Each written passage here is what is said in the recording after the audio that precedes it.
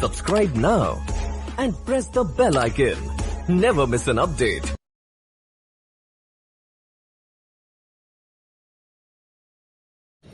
Five seconds. This bill does not form part of what is called the Hindu Code series of bills. Nevertheless, it is connected with the various changes that are sought to be brought about so that it may be considered, broadly speaking, a part of that approach. During the last many years, we, this House and its predecessors, have been considering this matter in various forms. At least 1, 2, or 3 occasions, I gave an assurance to this House that we shall expedite this matter, but somehow or other my assurance did not produce much effect on the situation, and in spite of our wishes there has been delay. It is true that in a matter of this kind one cannot rush on, and one has to give every consideration to various viewpoints in this House as well as outside. Nevertheless, it is rather unfortunate that there has been such considerable delay.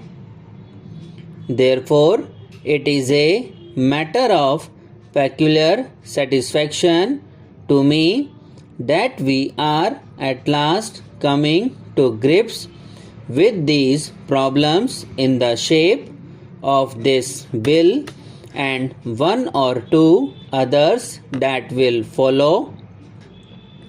I am not scholar enough to discuss the niceties of Hindu law, but I have dabbled in some broad studies of law and custom and history and cultural developments. My own conception of Hindu society has been that it is essentially dynamic, not static and unchangeable. Indeed, the mere fact that it has lasted a long time is due to a certain dynamism which has enabled it to adapt itself to changing conditions.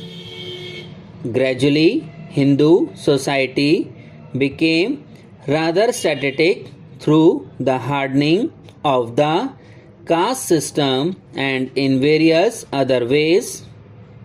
This process was spread over hundreds of years, and the final seal was set upon it with the advent of British government in this country.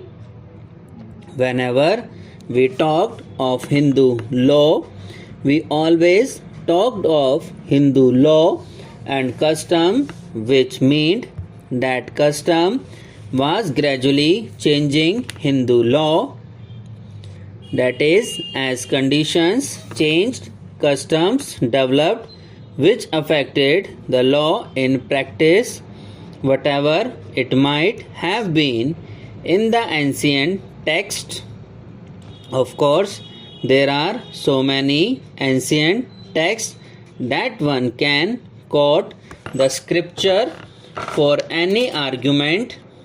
Anyhow, the coming of the British, as I said, made the whole conception static because they codified our law and did so with the help of the most conservative sections of the community.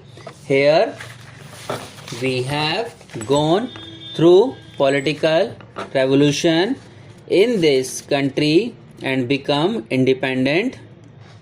We are going through a process of economic change. There is another aspect which is equally important, and that is social change. I do not think it is impossible for you think in terms of political change, ignoring economic and social change. Most people now admit that economic change is as necessary as political change, but some people seem to think that social change, using the word in a narrower context, is something entirely different from political and economic matters, and that social life can be kept a closed preserve. I submit that this is not the right outlook because life is an integrated whole. If the political context changes or the economic outlook varies, it follows that the social context also changes whether you wish it or not. Therefore, a true revolution in a country must take into account all the three aspects together. The person who considers himself a politically revolutionary but a reactionary or a conservative in the economic sense or in the social sense is not an integrated person. He lives in compartments. Take the problem of untouchability. I cannot quote the sacred books, but many people hold that the sacred conclusion long ago that it must be done away with, not only because it was unjust, but as Gandhiji repeatedly said, for the very survival of Hindu society. That is to say, this important social change become essential even from the narrower point of view of Hindu society itself. That manner of thinking has to be applied to other problems of human relationships as well. After all, the biggest problems of the world are human relationships, whether of one individual with another or an individual with a group or one group with another group. So far as this particular bill is concerned, as the House knows, it is a permissive measure. It is not forced down anybody's throat. It is essential to have permissive measures as a halfway course which will lead to other measures. I do not propose to say anything about the clauses of the bill.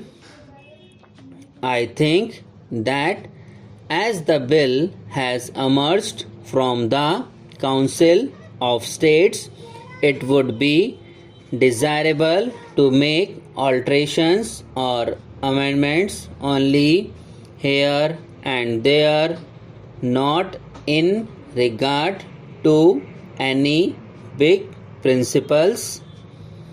This is not, we all know, any kind of a party measure.